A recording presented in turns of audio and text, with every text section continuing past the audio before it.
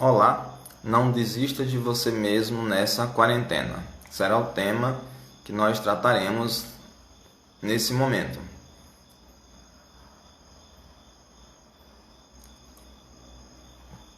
Olá, sejam todos bem-vindos, boa noite. A Maria das Dores, é um prazer estar com você. Vamos esperar algumas pessoas irem entrando. Hoje nós trataremos do tema Não desista de você mesmo nessa quarentena. É um tema que se refere a muitos públicos, especificamente aqui Maria das Dores da Escola Figueiredo Correia, né? Hoje o nosso momento de reflexão será especificamente para nossos amigos, nossos alunos da Escola Figueiredo Correia, no bairro Pio 12, na cidade de Juazeiro do Norte. Seja bem-vinda, minha amiga Eliette, coordenadora da escola, é um prazer. Nós trataremos de um tema que refere-se, como vimos dizendo, a diversos setores da sociedade, né? Não somente a estudantes, já que os projetos... Boa noite, Eliette. Os projetos são comuns a vários segmentos da sociedade. Juliana, boa noite, seja bem-vinda. É um prazer estar com você. E a ideia, então, é que a gente reflita um pouco nos próximos minutos sobre alguns pontos, não todos os pontos, não temos a pretensão de tocar em tudo aquilo que se refere a esse tema, mas observar alguns aspectos que consideramos mais relevantes para o momento, já que estamos vivendo uma situação de pandemia em que nos somos obrigados a ficar dentro de casa, né? Então, boa noite a mim, também o amigo Bruno Ribeiro está presente conosco. Então, nós no início do ano fizemos projetos, fizemos planos. É comum as pessoas fazerem isso, né? Todo mundo, quando termina o ano, chega lá dia 31 de dezembro, começa a falar: este ano eu vou deixar de fazer isso. Seja bem-vindo, Matias Schenker, nosso amigo Matias, da cidade do Crato. Então, algumas pessoas começam a fazer projetos. No final do ano, dizem: olha, esse ano eu vou parar de fazer isso, vou parar de fazer aquilo, eu tenho pretensão de aprender a fazer aquilo, de fazer viagem, de aprender a fazer um curso de alguma coisa, aprender uma língua estrangeira. Algumas pessoas: esse ano eu vou comprar minha casa, esse ano eu vou arranjar um marido, uma esposa. As pessoas fazem os mais diversos planos no final do ano. E aí é um momento de as pessoas começarem a refletir sobre isso. E quando chega no início do ano, né, elas já estão aí bastante motivadas para realizar esses projetos. E a gente diz que no Brasil o ano só começa quando passa o carnaval. E eis que passou o carnaval e começou a quarentena, né? Começamos o ano a partir do carnaval, basicamente, e tivemos que ficar fechados dentro de casa. Isso foi realmente um problema para cada um de nós, já que nós todos tínhamos projetos, nós todos tínhamos planos para o ano de 2020. E aí, de repente, esses planos foram mudados. No caso de alguns tipos de profissão que podem trabalhar em casa, né? O home office pode se desenvolver. No caso de professores, conseguem fazer alguma coisa, uma parte do seu trabalho dentro de casa, através da internet, mas nem todas as pessoas têm acesso à internet. E nem todas as pessoas têm facilidade de produzir vídeos, de produzir as videoaulas, de conversar com as pessoas. Isso não é uma coisa muito fácil para nós, né, professores. Essa ideia da gente ter que conversar com as pessoas sem ver as pessoas, como a gente vê na sala de aula, é realmente para nós novidade. Então, a gente tem que pensar em dois aspectos: motivação e estímulo. A gente quer geralmente ficar motivado diante dos problemas da vida, diante das situações, né? A pessoa diz: eu gostaria de estar motivado para fazer isso, para fazer aquilo, né? E aí a pessoa vai assistir uma palestra motivacional. E nessa palestra motivacional ela fica ali 2, 3 dias, às vezes uma semana, alguns dias, se sentindo muito bem. Diz: olha, eu estou me sentindo muito bem, assisti uma palestra muito boa, ela me motivou. Na verdade, o que acontece é que nós recebemos estímulos de fora para dentro. Esses estímulos são dados pelos nossos pais, pelos nossos professores, por colegas de treino numa academia, numa arte marcial, num esporte que nós fazemos. Nós somos estimulados visualmente através de filmes que nós assistimos, de livros que nós lemos, de coisas que nós temos contato no nosso dia a dia e que nos estimulam. A motivação, ela é um andar acima. ela está dentro de nós e é automotivação. Eu não posso motivar você, posso estimular, alguém pode te estimular. Estimular é dar um empurrãozinho. Mas na verdade a motivação é motivo, é propósito de por que eu estou fazendo aquilo. Quando eu digo no início do ano, quero perder alguns quilos até o final do ano, digamos 5 quilos até o final do ano, eu tenho como estímulo uma foto no meu quarto, onde eu era 5 quilos mais magro alguns anos atrás e dizia, eu quero ficar daquele jeito ali. Essa foto ali ajuda, a gente diz que é motivadora, mas na verdade ela é estimuladora. A motivação é todos os dias, eu dizendo assim, não, eu quero, eu vou atingir os meus objetivos. Então nós temos propósitos que são individuais e temos propósitos que são coletivos. Nós temos propósitos que são muito só meu e propósitos que são de toda a humanidade. Eu vou contar para vocês algumas histórias sobre esses propósitos e como nós aplicaremos na nossa vida ou como nós poderíamos aplicar. Acho que nós já aplicamos um pouco disso, mas às vezes não percebemos ou de alguma maneira nós esquecemos. Eu vou mudar um pouco as histórias para que as pessoas que se vejam nessa história não se identifiquem ali, Então, para proteger as pessoas, eu vou mudar um pouquinho a história. Algum tempo atrás, quando eu fazia ensino médio, eu tive um amigo, um colega de sala de aula, vou chamar ele de José, e esse José, ele tinha hemofilia. E ele era um aluno que tinha muitas dificuldades na escola, Ele passava por problemas físicos sérios em decorrência da hemofilia, Que a hemofilia é uma patologia ligada à coagulação do sangue, a dificuldade de coagular o sangue. E ele dizia que quando ele queria fazer uma simples restauração no dente, ele tinha que ir para Recife, aqui do Cariri, ia para Recife para deitar numa maca, numa mesa cirúrgica, porque se durante a restauração do dente ele sangrasse, existe o risco dele ter uma hemorragia e morrer. Então ele era um aluno muito esforçado, a hemofilia dele estava no estado bastante avançado, ele tinha problemas nas articulações, andava todo durinho, com problemas, com muita dificuldade. E aí ele tinha a dentição dele era bastante complicada, porque era muito difícil qualquer restauraçãozinha ele ir para viajar aí 600 quilômetros, mais ou menos, para fazer uma restauração no dente. Imagine outras coisas e outros cuidados. Ele era bem magrinho, com bastante dificuldade de mobilidade e também alguma dificuldade de raciocínio, acredito não, relacionada à hemofilia. Porém, uma vez conversando com ele, eu perguntei, José, o que você gostaria? Eu era colega de ensino médio dele e perguntei, o que você gostaria de fazer na faculdade? Ele disse, eu quero fazer medicina, porque eu tenho hemofilia, meu irmão tem, meu pai tem hemofilia. E eu quero encontrar a cura da hemofilia. Vejam só, um propósito maior. O objetivo dele de chegar lá na faculdade, especificamente de medicina, não era simplesmente porque ele queria ter uma visão melhor na sociedade, de repente ser melhor visto na sociedade, ter uma posição econômica, uma posição social, ter um carro melhor, ter alguma coisa assim, porque de maneira geral uma profissão que tem um certo rendimento acima de outras, mas ele queria com um propósito que era de curar a ele, a sua família e a outras pessoas.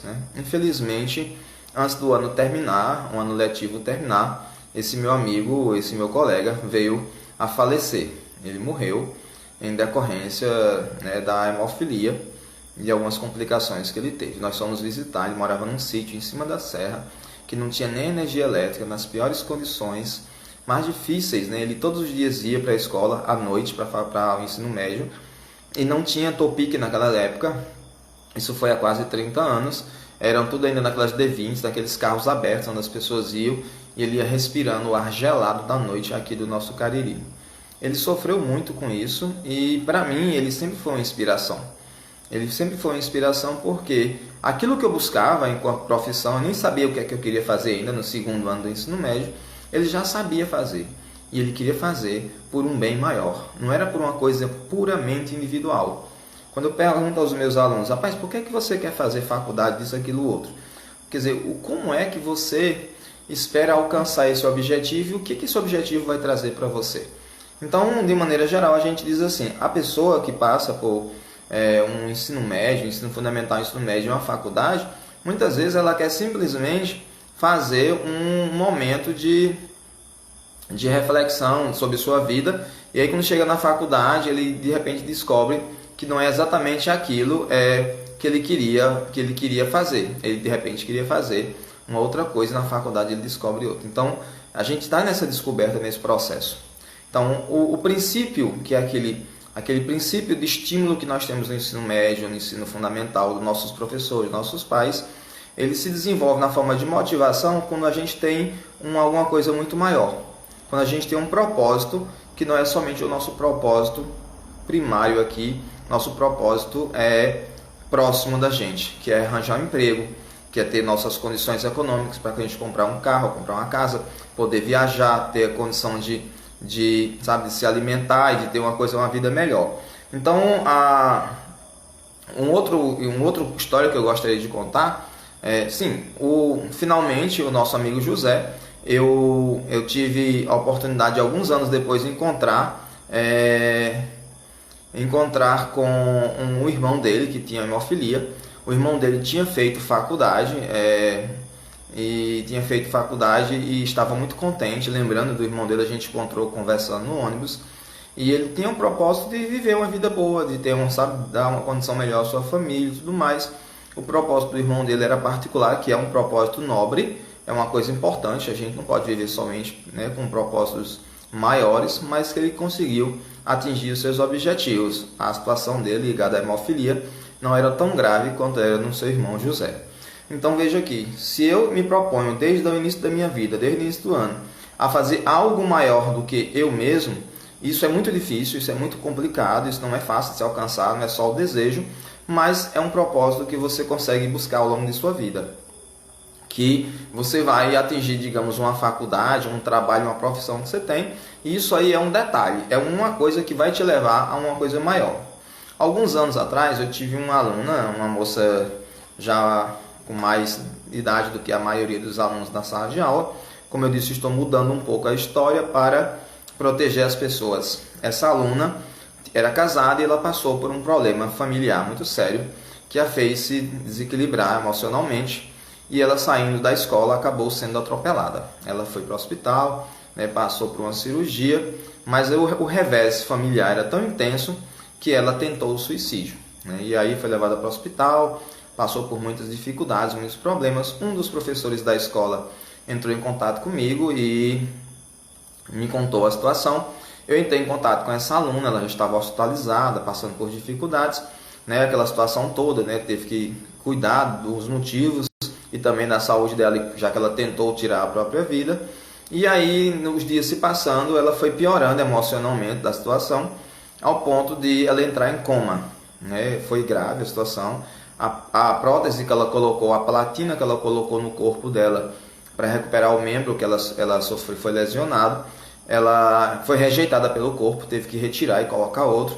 Ela entrou em coma, ficou numa situação realmente ruim, teve paradas cardíacas, várias paradas cardíacas, e ela sofreu muito com isso. E quando ela acordou do coma, ela não lembrava de ninguém, nem dos seus familiares, nem de ninguém, filhos, marido, parentes, mãe, irmãos, tios. Ela esqueceu totalmente, ela teve uma amnésia parcial. Ela lembrava de falar, ela lembrava de andar, de respirar, ela lembrava de se comunicar com as pessoas, mas não lembrava das pessoas nem de quem ela era. Mas ela lembrava curiosamente de mim e do professor que me avisou da situação em que ela estava. E a gente, por telefone, foi conversando, e a gente foi acalmando ela e falando sobre ela ter esperança de um futuro, de que as coisas poderiam melhorar. Então vejam bem, um trauma que ela teve emocional levou ela a passar por uma situação realmente horrível, ao ponto de ela querer tirar a própria vida. Essa jovem, após um mês a gente conversando, depois que ela saiu do hospital, voltou para casa, ela foi recobrando a memória dos familiares, das pessoas que ela tanto amava. E a gente conversando, a gente solicitou, diz, olha, você tem que ter um acompanhamento com um profissional, um psicólogo. Eu sou psicopedagogo, a minha função está relacionada à educação, à aprendizagem. Esse aspecto afetivo ele é importante, mas é importante que ela tenha esse acompanhamento. E ela realmente teve acompanhamento domiciliar de um profissional. Bom, moral da história, eu gostava sempre de dizer uma frase para ela. Ela depois talvez assista esse vídeo e vai ouvir, vai lembrar. Isso também passa. As dores e as alegrias passam. Elas não ficam, elas não permanecem. Nós temos sempre novas alegrias, temos sempre novas dores. Às vezes algumas dores e algumas alegrias do passado, elas renovam, elas vêm de novo para a gente e a gente passa por elas de novo, mas é uma constante, é uma mudança constante. Essa jovem tinha sonho de fazer a faculdade ligada à área de saúde, e ela estava na dúvida, não queria mais, porque passou por todo esse revés, né? Quase morreu, 2 paradas cardíacas, coma, rejeição de um material cirúrgico, né? Que era platina. Então ficou muito sofrida, mas aí com o apoio da família dela, do psicólogo, a gente conversando, os professores, ela acabou decidindo fazer faculdade, e foi fazer faculdade na área de saúde que ela queria, né? Outro dia desse, conversando com ela, muito feliz ela estar gostando tanto do curso que ela fazia, e aí ela decidiu, sabe, que poderia ajudar outras pessoas que estão passando por dificuldades, por sofrimentos físicos, por sofrimentos emocionais. Ela passou a entender que não era somente uma vontade que ela queria de melhorar a vida dela, de ter uma vida melhor, mas ela tinha um propósito maior.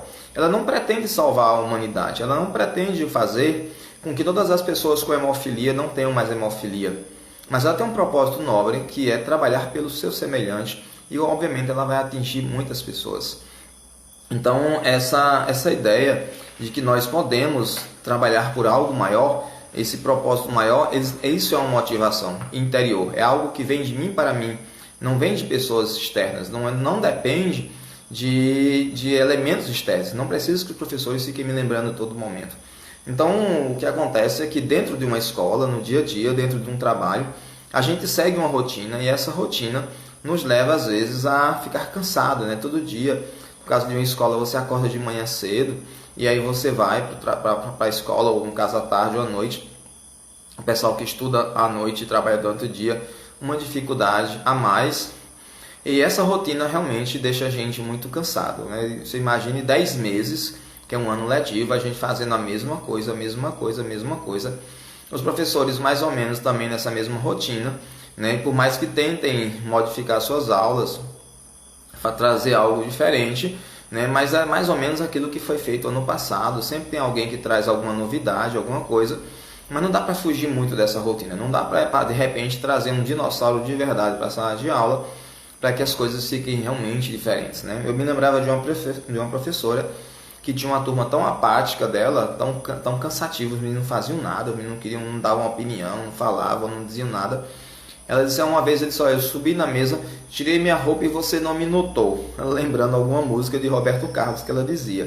Quer dizer, eu preciso ser notado e às vezes as pessoas não me notam. Então a rotina mudou, nossa rotina mudou exatamente porque agora nós não estamos dentro da escola, nós não estamos vivendo aquela mesma rotina de todos os dias chegar na escola e fazer. Nós tínhamos antes um contato com outras pessoas, e nesse contato há uma mediação, né? Um psicólogo russo chamado Lev Vygotsky, ele falou que quando ele viveu na década de 1930, ele veio a morrer na década de 1930, ele falava que nós precisamos do outro para que a gente aprenda, que aprender sozinho é muito mais difícil e há coisas que não se aprende. É o contato cultural com meus pais, com minha escola, com meus vizinhos, com a televisão, com os meios de comunicação, com os livros. É esse contato que me faz aprender. Eu posso aprender lendo em livros como se dirige um carro, mas o ideal é que eu vá lá dirigir. E melhor ainda se tiver alguém do meu lado me dando dicas, me mostrando como ligar o carro, como desligar, como passar uma marcha. E nessa vivência que nós estamos tendo agora, de uma vida virtual, onde a gente está tendo aulas remotas, onde a gente está conversando pela internet com as pessoas, isso ficou diferente, né? Então, eu na escola, eu me motivo, eu me sinto estimulado pelos meus colegas de escola, né? Como o professor lá bate palma, aí pessoal, vamos lá, como tem aquele professor mais animado, o professor não está animado todo dia, é ser humano, mas de repente ele está ali animado, de chama, né? E você presta atenção, e por mais que você escute uma aula de 50 minutos e só fique 5 minutos, ficou 5 minutos. Agora você vive em outra realidade, eu vivo outra realidade, nós vivemos uma realidade de estar em casa, onde eu tenho aulas no YouTube, a hora que eu quiser. Se eu quiser saber sobre Revolução Industrial, eu entro na internet, tem. Se eu quiser um cálculo matemático, tem. Eu tenho meus professores que também estão dando aula remota, né? Aulas de cursinhos que acontecem pela internet, livros, mas eu não tenho mais o contato de outro ser humano para me provocar, seja para me distrair, seja para me estimular a buscar mais. Os trabalhos que eram feitos em grupo, e que exigiam, né, um certo compromisso, uma certa divisão de tarefas, ficou mais difícil, né? As pessoas tendem a fazer mais os trabalhos individualmente, e por mais que você tenha outras pessoas em alguns grupos, alguns chats na internet onde você possa trocar ideia, essa ideia de virtualidade, ela é uma tendência para o futuro. Então a gente está passando por essa situação nova e a gente ainda não está nesse processo de adaptação. Quanto tempo vai durar? Provavelmente décadas. Já vem acontecendo nos últimos anos, né, os últimos 20 anos, e isso vai se intensificando, mas agora de repente, né, sem a gente ter um planejamento, não era para o ano que vem, foi de repente, e a gente aí teve que colocar tudo em prática de viver um mundo virtual. E aí, quem é a pessoa que vai ser o vencedor de si mesmo e que vai conseguir seus objetivos na vida? Aquele que tem uma flexibilidade diante da vida. Pessoas muito rígidas vão ter dificuldade de viver ao longo desse processo de aprendizagem nova. Quem tem a flexibilidade, ele vai ter muito mais facilidade. Ele diz, olha, eu gosto de aula com o professor, né? Eu converso com as pessoas, eu prefiro uma aula com o professor, com todo mundo na sala. A aula remota, a aula EAD, para mim não é bom, eu não gosto, eu não consigo me concentrar, eu não aprendo, eu não retenho as informações. Porém, essa é a realidade para o futuro. No futuro haverá menos escolas e haverá mais pessoas tendo essas coisas virtuais, essas aulas virtuais, essas aulas remotas. A tecnologia vai melhorar, a gente vai ter um contato mais fácil com essa conversa, mas já é assim. Quando eu tinha 15 anos, não existia celular, tinha um telefone, tinha um orelhão quando a gente botava um cartãozinho, e antes não era ficha para poder falar com alguém. E a gente tinha que memorizar os telefones das pessoas que nos interessavam, um telefone de casa, de um amigo, da escola, sabe, dos bombeiros, da polícia. A gente tinha um número de telefones, aí talvez 20 números na cabeça para poder fazer ligações, e a gente geralmente sabia. Quando era muito, a gente tinha uma agendazinha, mas geralmente 10, 20 números a gente memorizava. Com o celular, nos últimos 15 anos especificamente, e nos últimos 10 anos mais fortemente o smartphone, a gente não sabe, eu mal sei o número do meu telefone. Ou seja, houve uma mudança. E eu conheço um amigo meu, um professor, que ele não tinha telefone há alguns anos atrás. Não sei se já tem, eu perdi o contato com ele, mas ele não se comunicava por telefone. E a gente, como é que a gente faz? A gente mandava sinais de fumaça, né? Nós mandávamos sinais de fumaça para ele, para poder saber. Se a gente quisesse fazer no final de semana um churrasco, não tinha como avisar ele se não fosse na escola no dia que ele tivesse, porque ele não tinha telefone. E aí como é que a gente fazia? Como é que alguém vive hoje sem conseguir se comunicar? Então, foi um pouco mais lento no processo de 15 anos. Muitos alunos estão com 15 anos na escola, nem sentiram isso, acharam que sempre foi assim, mas nem sempre foi assim. Há 6 mil anos atrás, quando inventaram a escrita lá no Egito, na Mesopotâmia, se dizia assim, olha, as pessoas vão ficar burras, porque antes as pessoas memorizavam as histórias contadas na beira da fogueira. E essas histórias contadas na beira da fogueira, as pessoas usavam muita memória e eram capazes de recitar de cor longos trechos, longas histórias. Não havia escrita. Quando a escrita se desenvolve, as pessoas começam a escrever, então alguém começa a dizer assim, olha, vão ficar burros, porque as pessoas agora não precisam mais usar memória. Pode escrever para não precisar lembrar. E aí a memória encolheu. Então é verdade, é possível que a memória, há muito tempo atrás, ela fosse maior, nossa capacidade mnemônica, quer dizer, de memória fosse maior, e ela encolheu em decorrência de nós não usarmos. Não é que ela deixou de existir, apenas ficou numa caixinha menor. E agora, nos últimos 15 anos, devido ao smartphone e ao telefone, ela ficou ainda menor, já que eu não lembro nem mesmo do meu telefone direito. Eu não sei o telefone dos meus familiares. Se eu não consultar, complica. Eu tenho que memorizar o telefone de alguém, caso alguém roube o meu, eu preciso entrar em contato com algum familiar. Mas encolheu. Então, antes, a gente ficava na sala de aula com um grupo de 30, 45 alunos, 50 alunos, e hoje a gente está aqui, né? Algumas pessoas saem do lado de lá, um do lado de cá, a live fica salva na internet, alguém pode assistir depois que não tiver tempo, e isso é uma nova realidade. Essa capacidade de flexibilidade é fundamental. A segunda é de você se motivar para continuar indo atrás dos seus objetivos. Então, número 1, flexibilidade. Número 2, motivação. Se houver flexibilidade e houver motivação, você terá mais chance de chegar lá. Bom, alguém pode dizer, a gente já perdeu o ano, né? A gente já passou aí a metade do ano, já era para a gente estar entrando em férias, a gente não teve aula, a gente teve basicamente um mês, algumas escolas 2 meses de aula, e a gente já está na metade do ano e a gente não teve aula, e talvez volte só em agosto, em julho, ninguém sabe, é uma indefinição, então pode ser que piore e a gente só volte mesmo no ano que vem, seja o ano todo virtual, e a gente não aprendeu tanto assim como a gente deveria. Muita gente não vai conseguir realmente reter as informações, porque tem pessoas que são auditivas na aprendizagem, tem pessoas que são visuais na aprendizagem, tem pessoas que são falantes na aprendizagem, tem pessoas que são táteis na aprendizagem, cinéticas. Ou seja, tem pessoas que precisam ouvir um professor falando ou alguma coisa falando para que elas consigam se sentirem aprendendo. Alguns têm que ver. Se tiver um vídeo, se tiver um professor escrevendo no quadro, outras pessoas precisam repetir aquilo que ouviram para poder ver se entenderam. E tem gente que precisa tocar, fazer uma experiência para aprender. Com a virtualidade, com essa aula à distância, isso ficou mais complicado. Pessoas mais visuais vão ter mais chance, porque elas podem ver, seja através de uma videoaula, seja através de um filme que ela assiste, algum vídeo ali, de algum documentário. Então as pessoas mais visuais vão ter um pouco mais de facilidade.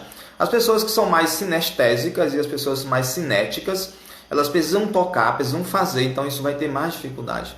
Ou seja, elas vão ter que ter essa flexibilidade para se modificar, para conseguir vivenciar esse novo mundo que nós estamos adentrando. Bom, vamos imaginar que a epidemia acabe, a pandemia acabe, a gente em agosto volte às escolas, e nós vamos ter aí um início de ano, praticamente em agosto até o final do ano, em linha reta, aí correndo para terminarmos o ano e a recuperarmos aquilo que foi possível. Porém, vamos imaginar que isso não aconteça e que as aulas só voltem em janeiro do ano que vem. São possibilidades. Como é que nós ficamos? Ou se as aulas voltarem em agosto e o ano que vem surgir um outro vírus, uma outra situação e que a gente tem que ficar desse jeito. Então, foi uma oportunidade que a natureza, que o universo nos deu da gente começar a pensar quais são os nossos parâmetros, como é que nós fazemos as coisas, como é que nós realizamos os nossos projetos. Alguns anos atrás, há uns 15, 20 anos atrás, uma universidade aqui no Brasil, uma universidade federal, ela fez na sua redação, ela colocou o tema para que os alunos escrevessem por que você quer ser aluno dessa universidade. E o aluno vencedor, aquele aluno que teve a melhor nota nessa redação, foi aquele aluno que escreveu que a universidade estaria lucrando em tê-lo como aluno, porque ele ia fazer medicina, ele ia encontrar a cura de tal doença, ele ia fazer isso, aquilo, outro, ele ia ser o médico mais conhecido, ia ganhar o Prêmio Nobel da Paz. Bom, ele levantou a própria bola, ele encheu a bola e disse, olha, eu sou isso tudo aqui que eu estou dizendo. É claro que talvez ele não fosse.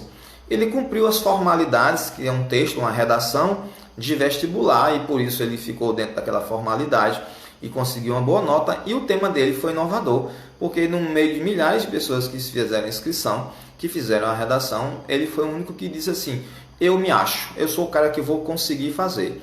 E colocou os motivos, olha, quando eu era estudante, eu era presidente do Grêmio Estudantil, eu participava de grêmios, eu participava de gincanas na escola, eu era um bom aluno, eu participava de aulas de campo, sei o quê. Então ele foi colocando aquilo que ele conseguia fazer. Então olhar para si mesmo honestamente e dizer, isso eu consigo fazer, isso aqui está muito longe, eu não vou conseguir ir para a Lua. Isso eu tenho certeza, isso é um sonho longe demais, embora seria muito interessante eu ir até a Lua, acho que seria muito legal, mas eu acho que não vai rolar, eu não tenho nem o conhecimento, nem as condições financeiras, não estou naquele topo daquelas pessoas que poderiam ir, mas há outros projetos menores que podem ser alcançados. Quais projetos eu poderei alcançar a partir de agora, desse novo tipo de vida em que eu estou tendo, né? Quer dizer, esse ensino virtual, essa vida mais virtual. Como será que eu vou agora atingir esses meus objetivos estando dentro de casa, estando vivenciando essa nova realidade?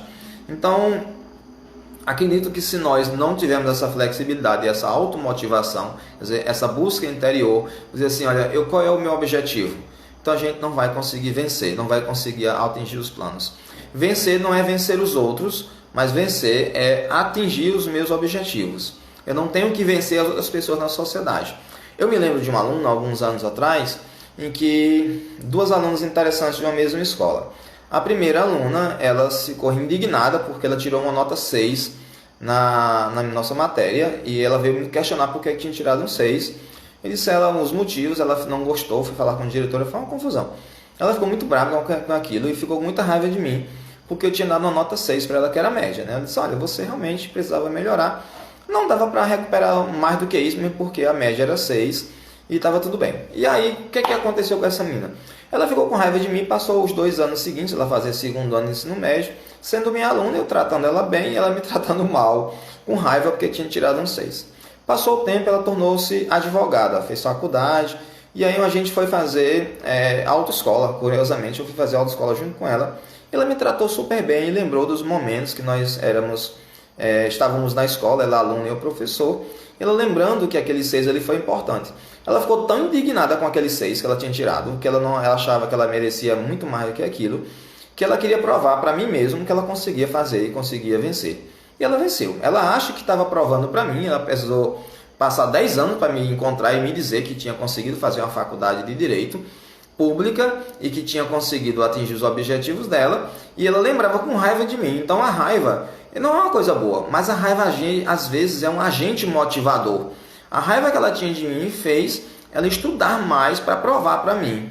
Ela também tinha um problema familiar lá com o pai dela, e ela ficava com raiva porque o pai dela dizia que ela não ia conseguir. E ela, com raiva do pai e do professor, ela dizia assim, vocês por dizerem que eu não posso, agora é que eu vou fazer mesmo.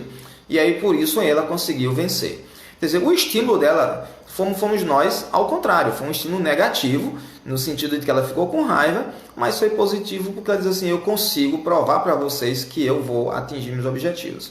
Nessa mesma época, na escola, uma outra aluna tirou um 6.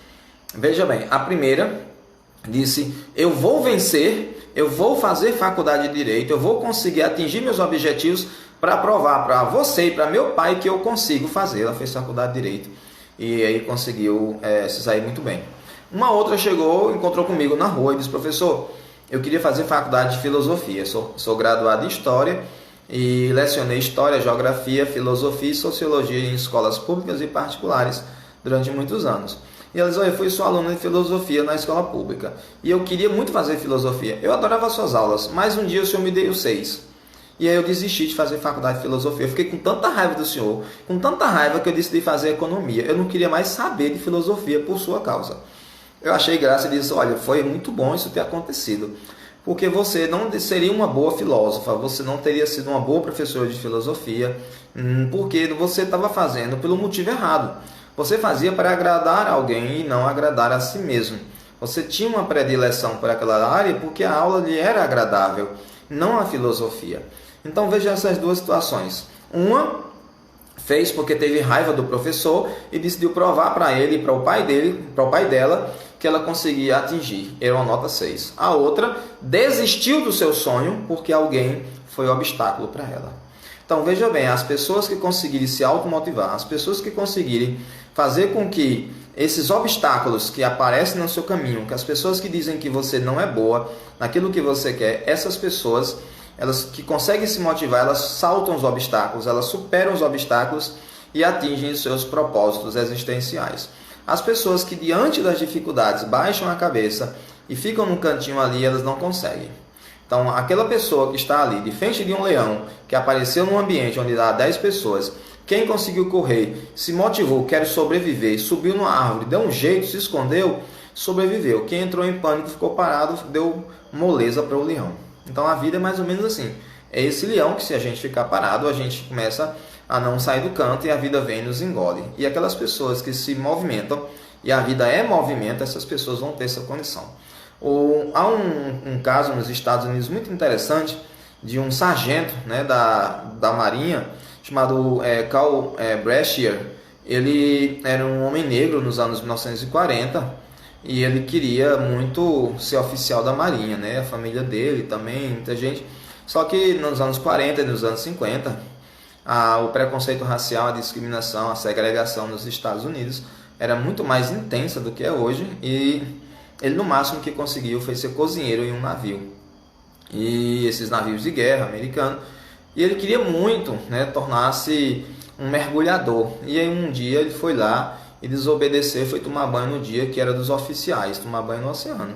E aí não podia, tinha o dia dos subalternos, tinha o dia dos oficiais, né, patente.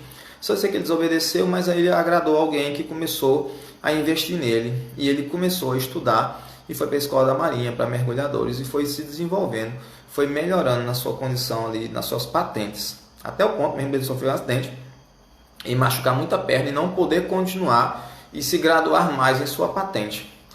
Para ele fazer isso, ele precisava amputar a perna. Não era necessário, ele poderia andar mancando e ter a sua perna, mas ele pede que amputem a sua perna, coloquem uma prótese, porque curiosamente com a prótese ele poderia continuar como oficial e ir se graduando mais para chegar na patente que ele queria, né?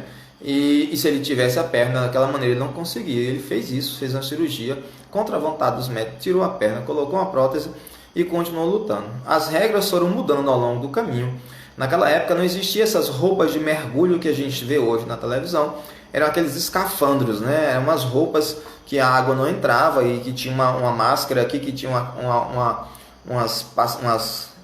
umas áreas assim que você conseguia olhar para um lado e para o outro, e a cabeça não girava, girava a cabeça dentro do escafandro, e você caminhava pelo fundo do oceano com um cabo ligado lá em cima no navio, e você conseguia, não, lá embaixo você conseguia ver as coisas. Era o mergulho de profundidade da época, né? Então vocês já devem ter imaginado como era difícil, e ele só com uma perna, a outra mecânica, era mais difícil ainda. Mas aí o equipamento ficou mais pesado e ele não podia mais participar, né? E aí teve que ir para um tribunal militar para resolver isso. É interessante que o professor dele era muito durão naquela época. Esse professor, sabe, brigava, esculhambava com ele, parecia que estava desestimulando ele, dizendo que o negro não conseguia, que negro era inferior, que negro não conseguia, que história é essa que negro vai querer um cargo que pertence aos oficiais brancos. E esse professor, mesmo sendo esse aspecto negativo, era de certa maneira assim: agora é que eu vou vencer mesmo, por você dizer que eu não posso, é que eu vou conseguir vencer.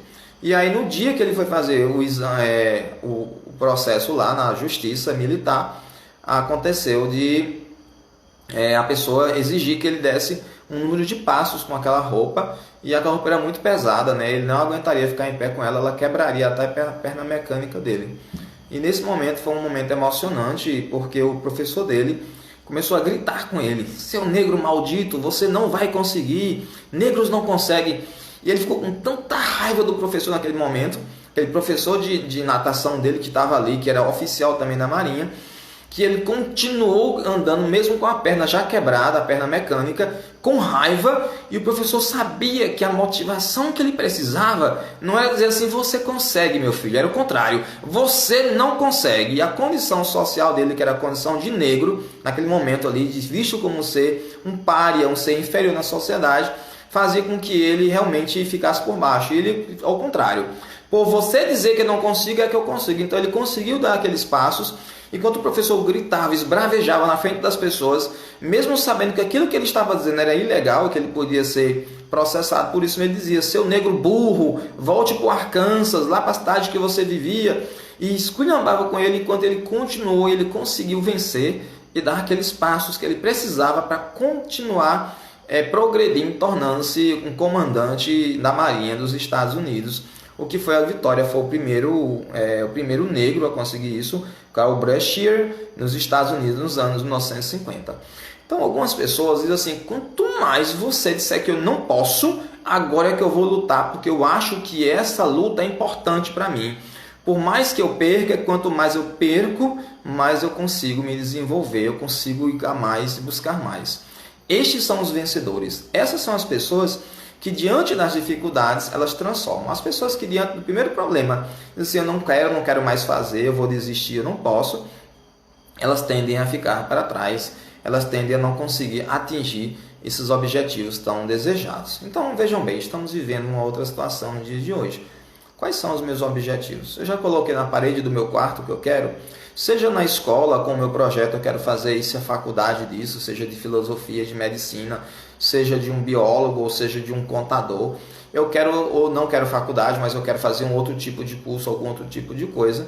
Aquilo que eu quero, eu posso pregar na parede do meu quarto e dizer assim: eu vou atingir os meus objetivos. Toda vez que você entrar, você vê lá, escrito na parede do seu quarto, aquilo que você quer, então é muito mais fácil. Se você coloca no seu quadro, se você quer fazer halterofilismo e ficar fortão, e você coloca fotos de Arnold Schwarzenegger, de pessoas fortunas em sua época ou de outros modelos que acha importante, você coloca aquele ali que te motiva, diz, olha, eu quero ficar forte como aquele rapaz. Ou aquela moça que quer ficar magra com aquela ali, né? São os valores de cada um, independente de eu gostar ou achar certo ou não, cada um tem seus valores. Então, se você quer isso, então você tem que se cercar. É o que dizia uma professora minha da faculdade, a professora Marinalva Vilar, aqui na URCA, nos anos 90, a professora de História. Ela dizia, o que você quiser, você tem que se cercar. E estando cercado por aquilo que é o seu interesse, você só consegue ver aquilo e não consegue ver outra coisa.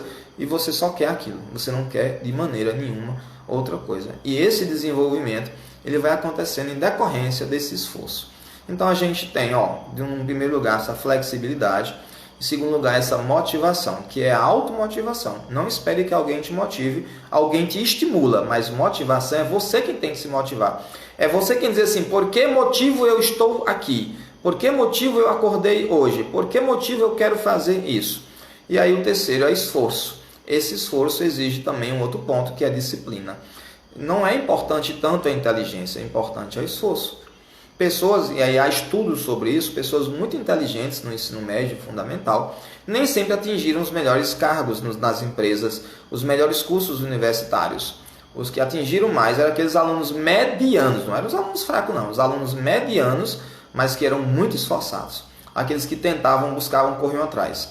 Eu me lembro de uma colega de ensino médio, que eu dei aula para ela. Eu comecei a dar aula com 15 anos no ensino médio.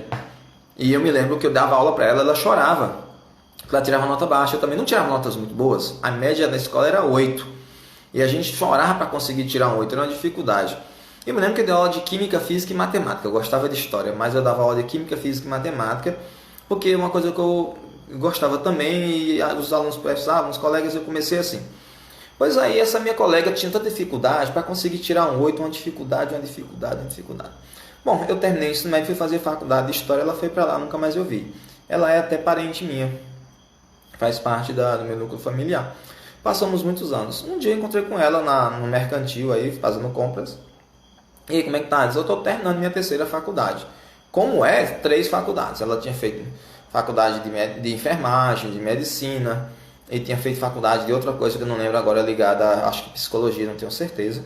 E aí tinha feito já 7 cursos de pós-graduação, terminando a terceira faculdade, já tinha feito 7 especializações e estava ingressando no mestrado. Eu fiquei impressionado com aquilo. Eu dei aula para ela, só tinha feito uma faculdade. Ela fez 3. Eu dei aula para ela e eu só tinha feito um curso de pós-graduação, ela tinha feito 7. Eu dei aula para ela, era minha colega de ensino médio, e eu não tinha feito, nem tenho mestrado. E ela estava começando o mestrado, tenho notícia agora que ela está começando o doutorado. Então, veja bem, para mim, não foi esse caminho, para ela foi esse caminho. Ela teve essa busca, esse estímulo de fora de algumas pessoas, eu fui um desses estimuladores, mas a motivação dela foi ela com ela mesma, que fez ela fazer essa quantidade de cursos. Então, ela é enfermeira, é professora de ensino médio da rede pública estadual. Ela também dá aulas em universidades e ela se desenvolveu muito rapidamente e muito intensamente. Então, cada pessoa tem um caminho. Esse caminho quem faz sou eu. Quem faz é a pessoa no seu dia a dia. Não pode ficar esperando que as divindades digam a você qual é o caminho que você tem que fazer. Elas podem dar um empurrãozinho, aquele estímulozinho, mas se você não tiver motivação. Então, a gente precisa realmente de flexibilidade, a gente precisa realmente estar ali, além da flexibilidade, a gente ter essa motivação, a gente precisa de esforço e a gente precisa de disciplina. Sem disciplina a gente realmente não consegue. Disciplina é muito simples, né? A disciplina é diferente da disciplinarização, é um conceito que a gente usa em história. Disciplinarização é quando alguém de fora nos impõe um objetivo, nos impõe uma tarefa e a gente é obrigado a fazer. É muito comum a expressão disciplinarização social.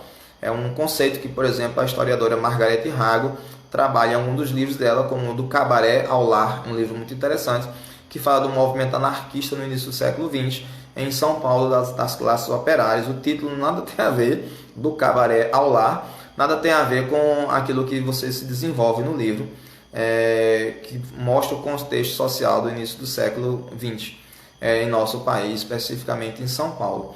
Mas a disciplina é algo que eu me imponho. Eu digo que amanhã pela manhã, vou acordar às 5 horas para fazer caminhada. Aí eu acordo, levanto e vou, calço meu tênis e vou fazer a caminhada. Isso é disciplina. Mas se eu acordo, olho para o relógio, olho para está escuro, não vou não, estou com preguiça, então eu desisto, eu não tenho disciplina.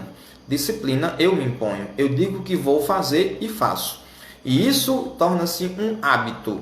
Então a gente precisa de certa maneira, a gente precisa dessa flexibilidade, a gente precisa também dessa motivação, a gente precisa de esforço e a gente precisa de disciplina. Essa disciplina tem que dizer assim, olha, todos os dias eu vou tirar 30 minutos, eu não consigo passar uma hora estudando, mas eu vou pegar 30 minutos, eu vou ler, eu não entendi nada, não importa. Você tem que criar o hábito. Esse hábito acontece todos os dias você fazer isso. Eu tenho dificuldade de leitura, então assista um vídeo. Procure uma videoaula, procure um vídeo na internet, ligue para um professor, entre em contato com alguém que você conheça, um colega, vamos conversar. Tem gente que só aprende conversando. Então, utilize o WhatsApp, não fala abobrinha, cria uma disciplina. A gente vai falar de um tema, eu vou falar de história porque sou historiador, vou falar de Revolução Industrial. Então vamos conversar sobre isso. Eu li, você conversa com seu colega, o seu colega também vai pesquisando nas redes sociais e vocês fazem um debate pelo WhatsApp. Isso também é aprendizagem. E aquilo que você fala para o seu colega fixa mais, são áreas do cérebro. Quando eu escuto tem uma área do cérebro, quando eu vou falar tem outra área do cérebro, quando eu vejo tem outra área. Então você, quanto mais áreas cerebrais você envolver nesse processo de aprendizagem, maior a chance de retenção das informações. Só ficar assistindo essa live aí e não anotar nada, e depois não refletir sobre isso, não pesquisar em outros vídeos, em outros lugares, para ver se aquilo que eu estou dizendo faz sentido, então isso aí não é aprendizagem. Você pode passar, entra por um ouvido, sai pelo outro e você não fixa muita coisa. Então aí você começa a anotar, pensar sobre isso, refletir sobre isso, sabe? Começa a buscar outras informações, começa a conversar com as pessoas, dizer assim, olha, eu discordo daquele rapaz ali, ele disse umas coisas, mas eu acho que não é assim. Então tudo isso faz parte. E a retenção das informações, é diferente de você formar conteúdos. A formação do conhecimento, ela é sistemática dentro da gente, é um acúmulo de informações, mas é acima de tudo uma organização sistemática dessas informações. Na minha cabeça, a parte de culinária, de fritar um ovo, não está no mesmo lugar da Revolução Industrial. São coisas diferentes. Fritar um ovo está aqui nesse canto do meu cérebro e a gente fazer a Revolução Industrial está aqui nesse canto, dirigir um carro está nesse canto do meu cérebro, né? E ler um livro está nesse canto do meu cérebro. São lugares diferentes onde a gente acessa e faz os links à medida que a gente está falando. Eu posso dirigir um carro falando sobre uma receita de bolo, lembrando da Revolução Industrial, conversando com uma pessoa do meu lado, sabe? E ao mesmo tempo eu posso estar lendo uma mensagem do WhatsApp, embora não seja uma boa ideia, mas eu posso fazer tudo isso ao mesmo tempo. Claro que isso vai haver dificuldades, mas o nosso cérebro é programado, ele é capaz de fazer tudo isso. Então precisamos realmente isso, né? A grande dificuldade é a gente colocar em prática cada uma dessas situações no nosso dia a dia e levar isso realmente a sério. Então precisamos fazer um projeto. Temos que fazer esse projeto desde o início do ano, mas o ano da gente ficou diferente. Então temos que começar agora, se não começamos. O Enem está no final do ano, não dá para salvar tudo. Não dá para aprender tudo aquilo que eu não consegui aprender de repente, mas dá para salvar alguma coisa. E esse alguma coisa é o que eu tenho. Já pensou se você vai estar lá 10 mil anos atrás, no meio da mata, no meio da floresta, e você tendo que caçar animais e de repente uma pessoa chega e diz, olha, tu tem uma lança, vai lá e mata o leão. E aí você diz, não é só uma lança para matar um leão, é o que você tem, se vire. Aí já pensou se você chega lá e diz, olha, tu não vai levar nem a lança, tu vai ter que matar o leão de mãos nuas. Aí é mais difícil, então é melhor ter pelo menos uma lança. Então se você não sabe todo o conteúdo, mas você sabe alguma coisa, é melhor do que não saber nada. Refletir sobre isso é fundamental, tentar entender aquilo que eu tenho dentro de mim e utilizar isso como ferramenta para conseguir me motivar, né? Para conseguir fazer com que a coisa aconteça. A maioria dos alunos medianos, aqueles que não eram nota 10, mas que eram nota 0, eles tendem a atingir seus objetivos. E um dos motivos é que um aluno mediano, em média, assim, um aluno mediano em geral, ele consegue não ter expectativas altas demais. Então, às vezes, o aluno, olha, eu sou um aluno mediano, eu não vou fazer esse curso aí não, que eu não consigo passar não, sei que eu não consigo. Mas vou fazer isso aqui que tem a ver comigo e eu consigo passar. Então, eu acho que não vou ter um prejuízo não. Ele vai lá, faz o curso e é muito feliz. E às vezes aquele aluno que sabe é muito bom, mas que não é isso tudo que ele acha, ele quer aquele curso que é impossível passar e fica tentando a vida toda e não alcança. Eu tenho uma amiga que tem uma filha e essa amiga, A filha dela quer porque quer aquele curso lá difícil de medicina. Já tentou vestibular durante 10 anos e ela não faz outra faculdade, ela só quer se for medicina. Eu disse, depois de 10 anos, mas não é 9 não, é 10 mesmo, viu? E a danada não passa na faculdade de medicina, mas ela só quer se for 10 anos. Ela ainda está com 30 anos quase. E só quer se for medicina e continua fazendo o cursinho. Isso, que coisa boa. Motivador, né? Mas ela dava para ter feito 2 outras faculdades e aí, no momento oportuno, talvez fazer aquilo que quisesse. Mas ela só quer aquela faculdade, aquela faculdade, aquela faculdade. E não sabe o momento de parar. É aquela oração da serenidade, né? Meu Deus, né? Me ajude a entender o que eu estou vivenciando aqui, me ajude a aceitar aquilo que não pode ser mudado e me dê força para mudar aquilo que pode ser mudado. E sabedoria para diferenciar aquilo que uma coisa da outra e que a gente nem sempre está conseguindo. Bom, me encaminhando para o final da conversa, são muitas coisas, muitas reflexões que a gente precisa ter na cabeça, mas eu gostaria de lembrar mais uma vez aquela aluna nossa, aquela minha aluna que sofreu um acidente e que decidiu fazer aquela faculdade que ela queria na área de saúde. Essa menina, ela tornou-se uma vencedora, porque diante de um coma, diante de um acidente, diante de uma tentativa de suicídio, diante dos problemas que ela teve, ela conseguiu superá-los, não superou de um dia para o outro. Ela teve apoio de outras pessoas, a família é importante nesse processo, os professores são importantes nesse processo, e isso ajuda. É o que o Vygotsky dizia lá em 1930, né? Que essa educação mediadora, eu preciso um do outro para realmente continuar aprendendo. E esse processo vai todos os dias. Se eu estiver sozinho, é mais difícil. Mas essa moça, para mim, é realmente uma motivação. O meu colega lá, o José, que tinha hemofilia, ele diz assim, eu quero fazer uma coisa para salvar outras pessoas que têm a mesma doença que eu. É um propósito maior, isso também é importante. Isso também é uma coisa motivadora, é uma inspiração. Inspiração, pira é fogo, nem ins é dentro, então é colocar fogo dentro de si, é acender essa chama e dizer assim, eu quero isso. Pode demorar 10 anos, mas eu vou continuar até atingir os meus objetivos. Então, isso é um processo, o mais importante não é o objetivo, é o processo. A gente não cresce aos 20 anos, a gente cresce no processo, do 0 aos 20 anos. Lá pelos 20 anos a gente para de crescer biologicamente, só começando a nos engordar. Mas esse processo de crescimento é que faz a gente realmente crescer, não é chegar aos 20 anos. Já pensou se a gente já nascesse com 20 anos? Não saberíamos o que é necessário. Então todo o processo faz a gente chegar onde a gente quer chegar. Então eu me lembro, para finalizar, de uma frase de um líder no nosso país, uma pessoa muito querida por muita gente, que é o Francisco Cândido Xavier. O Francisco Cândido Xavier, o famoso Chico Xavier, passou por muitas dificuldades na vida, ele era muito pobre, tinha uma família grande para cuidar, e um dia ele, muito agoniado, ele pediu ao seu guia espiritual que falasse com Maria, mãe de Jesus, e que pedisse uma mensagem para ele, e que a mensagem que ela mandasse, ele escreveria num papel e colocaria na porta do seu quarto, para que ele nunca esquecesse, e o que o ajudasse a se sentir motivado a continuar a caminhar das dificuldades. O Emmanuel, que é o seu guia espiritual, passou um tempo e depois ele apareceu e disse, olha, eu falei com Maria, mãe de Jesus, ela mandou para você uma única frase. Chico Xavier pegou o papel e disse, pode dizer, eu vou anotar. Maria mandou dizer assim, isso também passa. E aí Chico Xavier colocou na parede. Que foi o que eu disse para minha aluna, que passou por todas as dificuldades e a tantas outras pessoas que eu conheço. As alegrias e as dificuldades passam. A quarentena vai passar. Eu tenho que aproveitar a oportunidade que está aqui agora, porque eu sei que vai passar. Isso também passa. A dor, o sofrimento, a angústia, tudo isso vai passar. E a gente vai ou não aprender com isso. Essa é uma possibilidade que todos nós temos em nossa existência. Se não aprendermos com isso, não aprenderemos com outras coisas tão facilmente e a gente fica sofrendo achando que o sofrimento não tem fim. Queria muito agradecer a atenção de vocês, os amigos que participaram.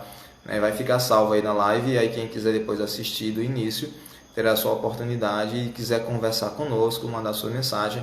Agradecer a alguns amigos, né? A coordenadora da escola Graça Linhares está presente, o meu ex-aluno amigo Márcio Landim, grande Márcio Ciceleg, um grande amigo do passado, né? A Geilde, Lúcia, Débora, minha filha, Jorge Madison, Aninha do Crato, Solange, lá de Barbalha, esposa do meu amigo, grande amigo Luiz Quezado, e tanta gente boa aí, Larissa. Então um abraço a todos vocês, desejo muita paz e uma boa semana. E vamos lá, colocar fogo em nossos corações.